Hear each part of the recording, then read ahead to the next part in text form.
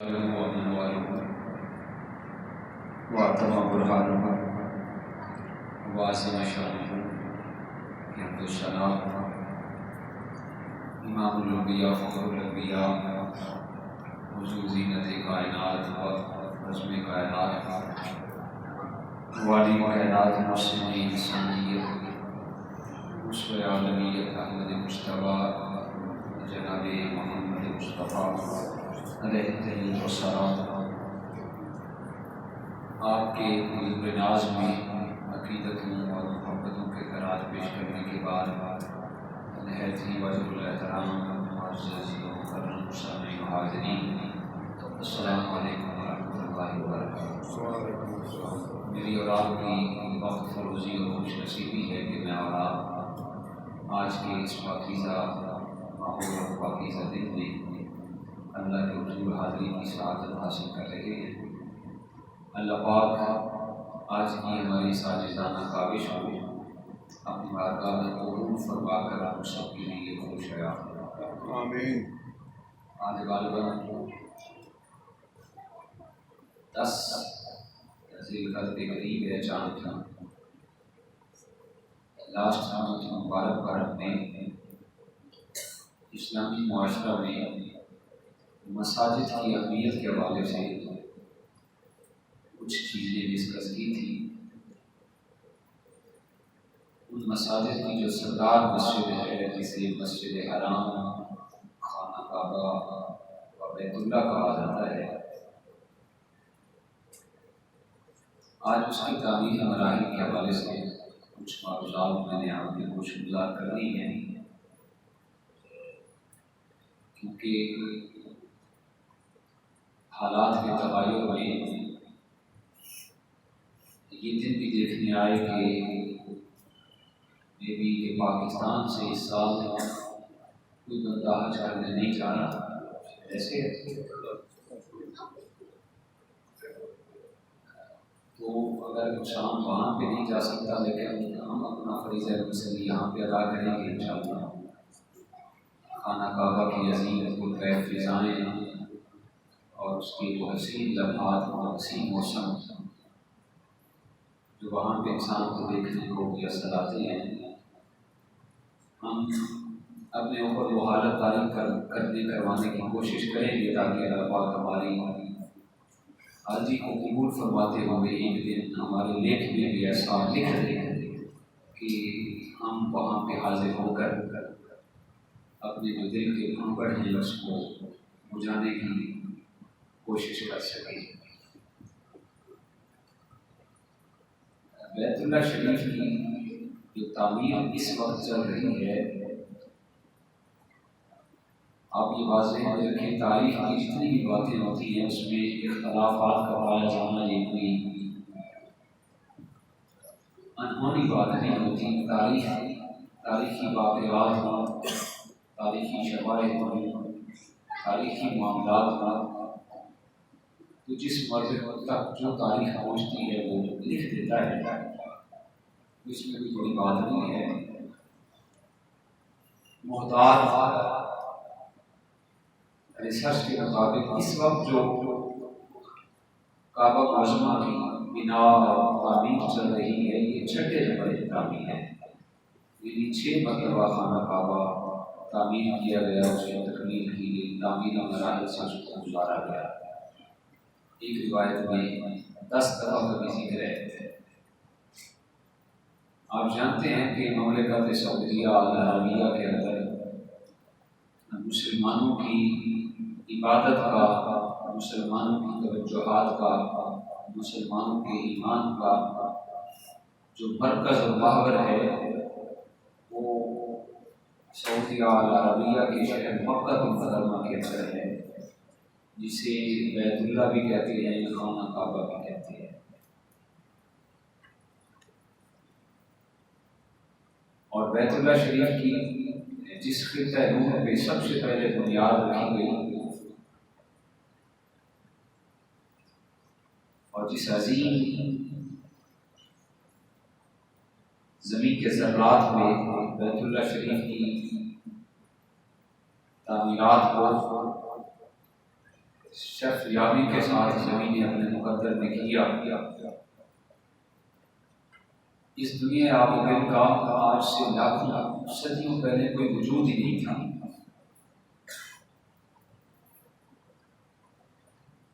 پوری کائنات کے مراحل میں پانی ہی پانی تھا، پانی کا راج تھا، پانی کی حکومت تھی، حتیٰ کہ وَكَانَ عَرْشُهُ عَلَى الْمَاءِ کے الفاظ قرآن مجید کے اندر اللہ کا جو عرش تھا وہ بھی پانی پہ تھا۔ یہ آب و گل کا کوئی زمین کا کوئی وجود نہیں تھا۔ پھر اللہ پاک نے اپنی قدرت کاملہ کے تحت جس جگہ پر آج بیت اللہ شریف ہے، اس جگہ پر عرش اعظم تھا، اللہ کا عرش تھا۔ اللہ پاک نے اس جگہ پر اپنی قدرت و حکمت و دانش کے ساتھ اس جگہ پر جھاگ پیدا کیا۔ پھر اس جھاگ کو زمین کے چار جانب یعنی شرق سے غرب تک، شمال سے جنوب تک اس جھاگ کو پھیلا دیا گیا، اور پھر بعد میں اللہ کی قدرت کے تحت وہ جھاگ جو تھی وہ زمین کے کالے پر ڈل گئی۔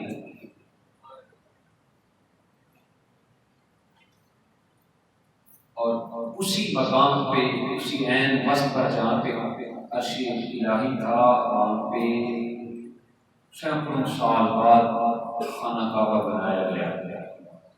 یہی وجہ ہے کہ خانہ کعبہ کو مرجع خلائق بھی کہتے ہیں، کہ پوری کائنات کے لوگوں کا رجوع خانہ کعبہ کی طرف ہے، اور یہ وہ جگہ ہے جو کائنات ارضی کا عین وسط ہے۔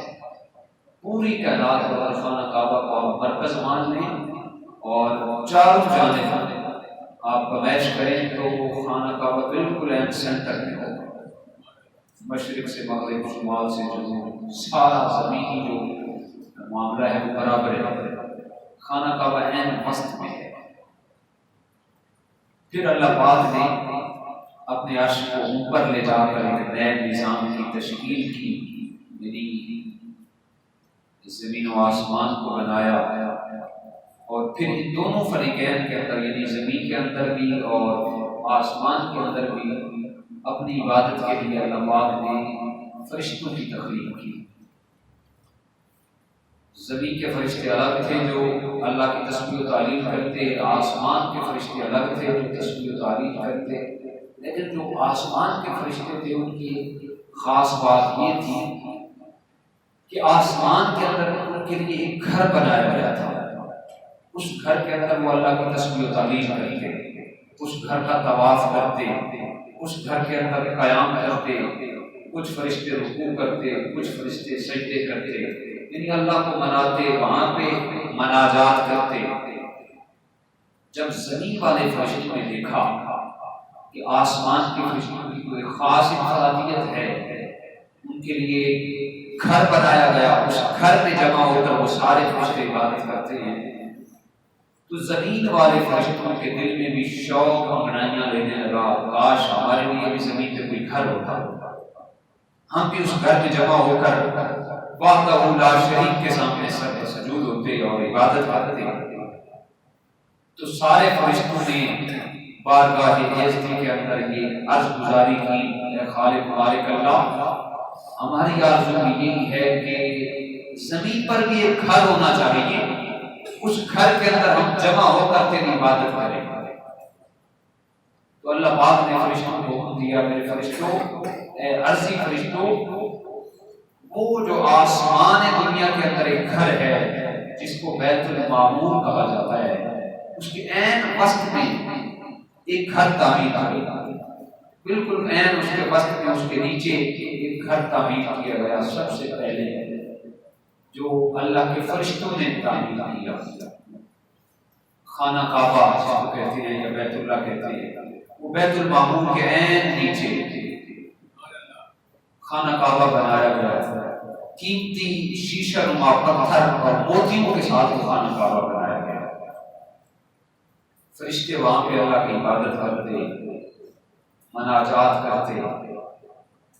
حضور علیہ السلام نے فرمایا، سیدنا عبداللہ بن عباس اس راوی ہیں، وہ جو سب سے پہلے خانہ کعبہ زمین پہ بنایا گیا وہ اس قدر نورانی تھا کہ باہر والے طواف کرتے تو انہیں اندر والے بہو بھی نظر آتے تھے، اور اندر والوں کو باہر والے بہو بھی نظر آتے تھے۔ اتنا عالیشان اور اوپر موتیوں کے پتھر سے بنا ہوا خانہ کعبہ، سیدنا آدم علیہ السلام سے یہ 200 سال پہلے جب آپ اس دنیا آب و گل کے اندر ابھی وارد نہیں کیے گئے تھے، آپ سے 2000 یا 200 سال مختلف روایات ہیں، اس سے پہلے یہ خانہ کعبہ بنایا گیا ہے۔ پھر اس کے بعد وقت گزرتا رہا، حضرت سیدنا آدم علیہ السلام جب اس کائنات عالم کے اندر آپ کا ورود ہوا، آپ وارد کیے گئے، آپ کو حکم ہوا کہ اے آدم ہمارے گھر کی اثر نو تعمیر و تکمیل کرو، کیونکہ حضرت آدم علیہ السلام اکیلے تھے تو فرشتوں کو حکم دیا گیا کہ آدم علیہ السلام کے ساتھ معاملت کرو۔ بڑے بڑے وزنی پتھر اٹھائے گئے تاکہ اتنے وزنی پتھر کے اگر 40 لوگ بھی اٹھاتے سلیمان علیہ السلام نے فرمایا ان سے وہ پتھر نہ اٹھائے جاتے، بڑے بڑے پتھر جمع کر کے وہ خانہ کعبہ بنایا گیا۔ اور سیدنا عبداللہ بن عباس فرماتے ہیں کہ سیدنا آدم علیہ السلام اس گھر کی نگہبانی کرتے، اس گھر کی زیارت کرتے، 40 مرتبہ تو آپ ہندوستان سے سفر کر کے، پیدل سفر کر کے آپ بیت اللہ کی زیارت کو پہنچے، پیدل سفر کر کے سیدنا آدم علیہ السلام 40 دفعہ پیدل سفر کر کے بیت اللہ شریف پہنچتے۔ اور یہ بھی تاریخ کے اندر آتا ہے جب آپ ہندوستان سے چلتے تو خانہ کعبہ تک درمیان میں 3 دن اور 3 رات کی مسافت ہوتا، جس جگہ پر بھی آپ کا قدم دل نواز پڑتا تو تاریخ کے اندر آتا ہے مدتوں بعد اللہ پاک نے جس جگہ پر بھی آدم علیہ السلام کا قدم پڑا تھا وہاں پر شہروں کا وجود ہمارے ذہن میں آیا، وہاں پہ شہر بنے، وہاں پہ محلے بنے، جس جگہ پر آدم علیہ السلام کے قدم پڑتے۔ تو گویا کہ اللہ پاک کو اپنے محبوبین کے قدموں کے نشانات بھی بڑے پسند ہیں، جس جگہ پر قدموں کے نشانات لگ جائیں اللہ انہیں بے آب و گیا نہیں چھوڑتا، وہاں پہ جنگل کو منگل بنا دیتا ہے۔ تو مدتوں سینکڑوں سال بعد جس جگہ پر آدم علیہ السلام کے قدم لگے تھے وہاں پر شہروں کا وجود قیام میں آیا اور محلات اور آبادکاری کا نظام وجود میں آیا۔ سیدنا آدم علیہ السلام سفر کر کے راستے کی سہولتیں برداشت کر کے وہاں پہ پہنچتے۔ پہلی مرتبہ جب آپ نے خانہ کعبہ بنا لیا تو آواز قدرت آئی، یا آدم قدیت تشرف، اے آدم تو نے خانہ کعبہ بنا لیا، یہ دوسری دفعہ کی تعمیر تھی، اب اس کا طواف کرو۔ طواف کر لیا گیا تو آواز آئی، یا آدم قدیت تشرف، اے آدم تم نے طواف اور حج پورا کر لیا۔ قالا حاجتک سألت تعطا، اے آدم مانگو کیا مانگتے ہو، تمہاری حاجت کو پورا کیا جائے گا۔ تو سیدنا آدم علیہ السلام بارگاہ الہی میں عرضگزار ہوئے، حاجتی ان تغفر لی ذنبی و ذنب والدی، یا خالق مالک اللہ میری آرزو یہ ہے، میری خواہش یہ ہے کہ اس کے بدلے میں میرے اور میرے اولاد کے گناہوں کو بخش دیا جائے، میری اور میری اولاد کی بخشش و مغفرت کر دی جائے۔ یہ تعلیم امت کے لیے تھا، ورنہ اللہ کے نبی تو معصوم ہوتے ہیں، ان پر کوئی گناہ نہیں ہوتی۔ تو آپ نے عرض کی مالک میری ایک حاجت ہے، میری اور میری اولاد کی بخشش و مغفرت کر دی جائے۔ تو آواز قدرت آئی، آئے آدم جب تم نے ہمارے گھر کا طواف کیا ہم نے تو تمہاری اس وقت بخشش و مغفرت کر دی تھی، رہی بات آپ کی اولاد کی تو فرمایا فمن عرفنی وآمن بی وصدق رسلی وکتابی، اے آدم جو بھی آپ کی اولاد میں سے میری معرفت حاصل کرے گا، مجھ پر ایمان لائے گا، وآمن وصدق رسلی وکتابی، میرے رسولوں کی تصدیق کرے گا، کتابوں کی تصدیق کرے گا، ان پہ ایمان لائے گا، تو آواز قدرت آئی، اے آدم ہم ان کی بھی بخشش و مغفرت فرما دیں گے، ان کی بھی بخشش و مغفرت کر دی جائے گی۔ اور ایک روایت کے اندر آتا ہے جب سیدنا آدم علیہ السلام آپ تعمیری مراحل سے فارغ ہوئے تو آواز قدرت آئی، اے آدم جب مزدور مزدوری کر لیتا ہے تو اس کو اجر دیا جاتا ہے، اس کو معاوضہ دیا جاتا ہے. آدم مانگو معاوضے میں کیا مانگنا چاہتے ہو؟ سیدنا آدم علیہ السلام نے جب یہ گزاری کی، آواز قدرت آئی، اے آدم ہم نے تمہاری بخشش و مغفرت کر دی ہے. تو سیدنا آدم علیہ السلام نے عرض کی قال یا رب زدنی، اے مالک اس میں اضافہ فرما. کیا؟ اس میں اضافہ فرما.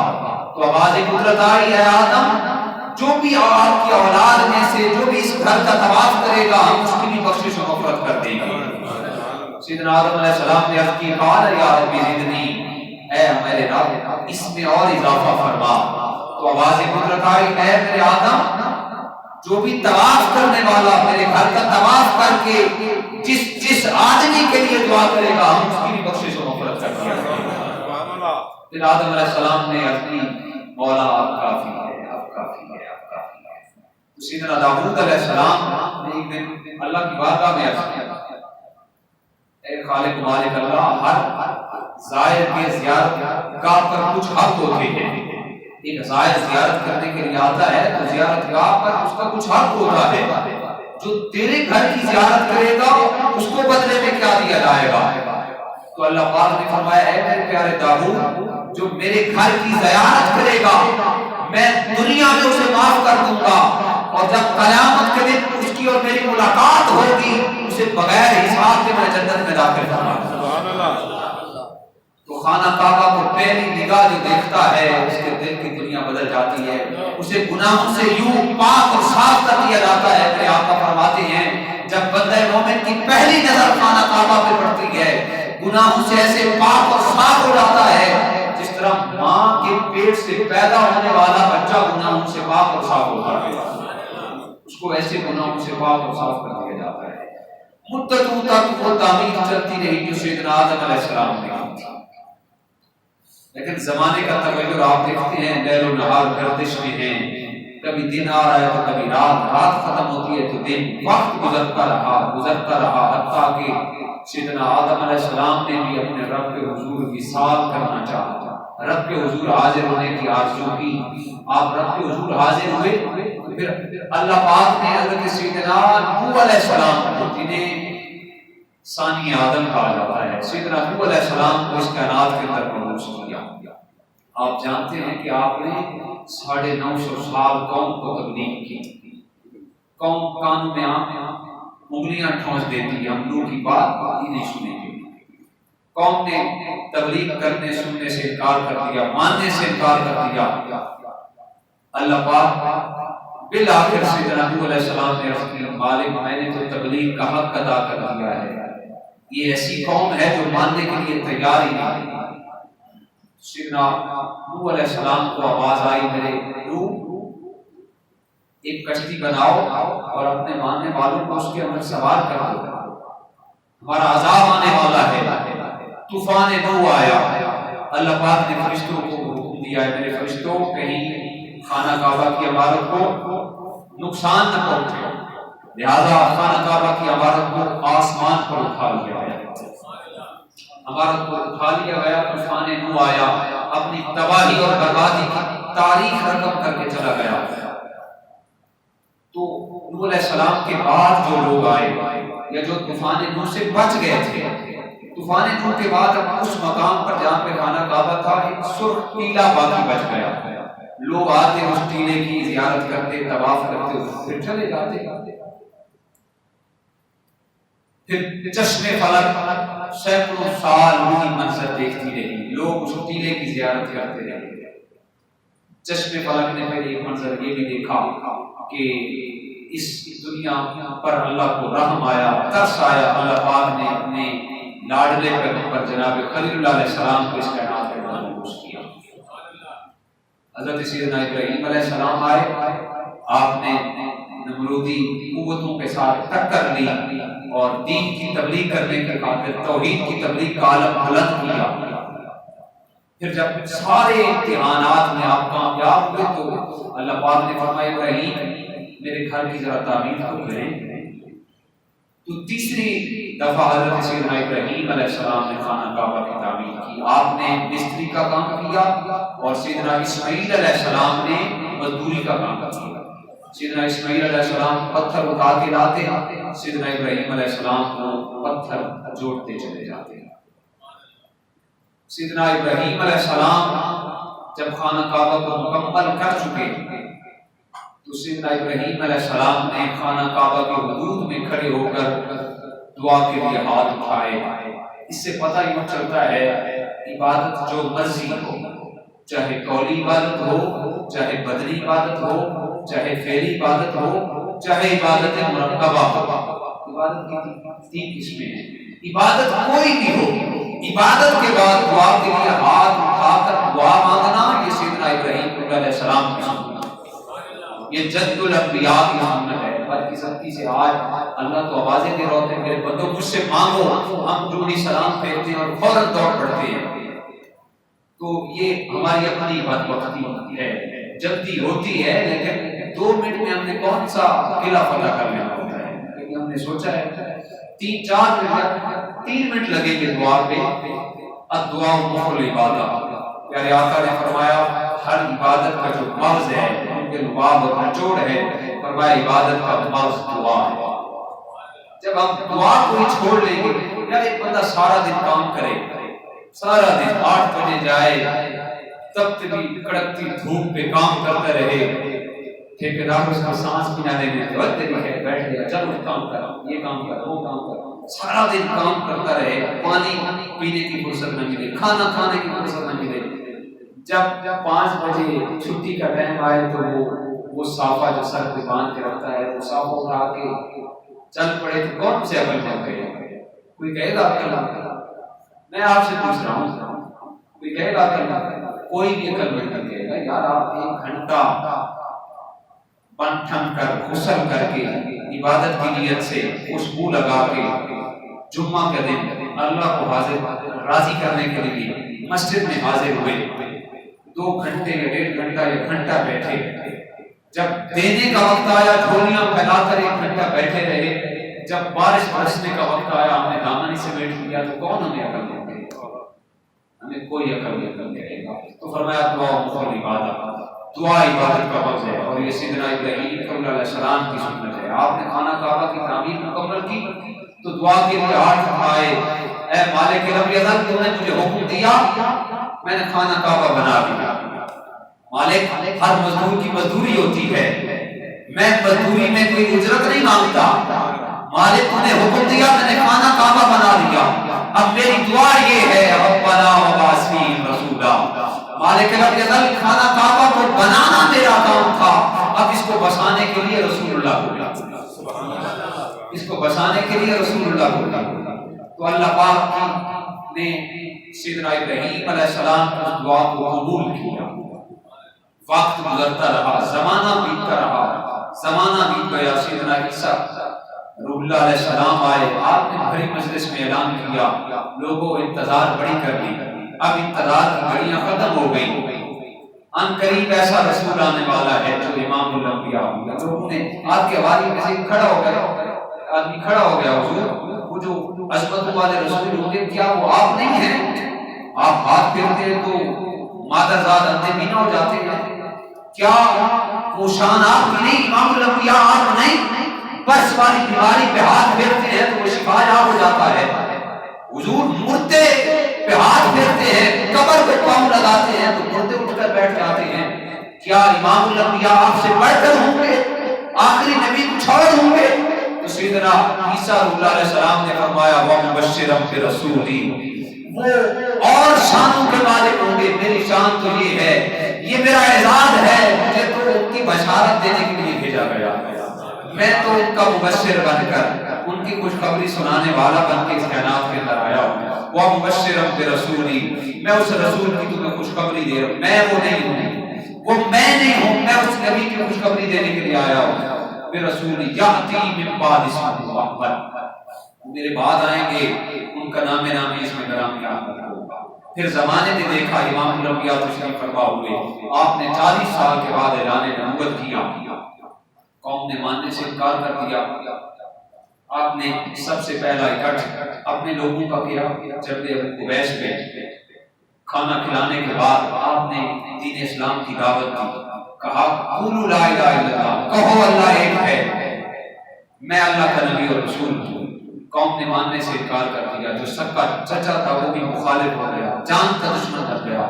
کبھی راستے میں کانٹے بچھارے جا رہے ہیں، کبھی امام الانبیاء کے جسد اقدس پر پتھر برسائے گئے، کبھی آپ کے جسد اقدس پر گوجریاں بھی ڈالی گئی، ستایا گیا۔ الغرض حضور علیہ السلام کو ہوا ابھی یہ مکہ کے لوگ آپ کی شان کو نہیں جانتے، آپ مکہ کو چھوڑیں، مدینہ نور ہجرت کر کے تشریف لے جائیں۔ حضور علیہ السلام نے 53 سال کی عمر میں مکہ کو چھوڑا، پھر آپ مدینہ طیبہ تشریف لے گئے۔ یہ تیسری تعمیر چل رہی تھی خانہ کعبہ کی۔ ابراہیم علیہ السلام نے دعا مانگی تھی، یا اللہ خانہ کعبہ میں نے بنا دیا، اس کو بسانے کے لیے رسول بھیج دے۔ 53 سال کی عمر میں آپ نے ہجرت کی، آپ مدینہ نور تشریف لے گئے۔ اللہ کی کرنی ایسی ہوئی کہ ریاست مدینہ کی بنیاد رکھی گئی۔ 2 سال بعد کی امام الانبیاء سرور کائنات صلی اللہ علیہ وسلم 3 سال بعد آپ نے لشکر تیار کیا، آپ مکہ المکرمہ تشریف فرما ہوئے، اور پھر عزتوں کے ساتھ، عظمتوں کے ساتھ، شانوں کے ساتھ 18 رمضان کو مکہ فتح ہوا۔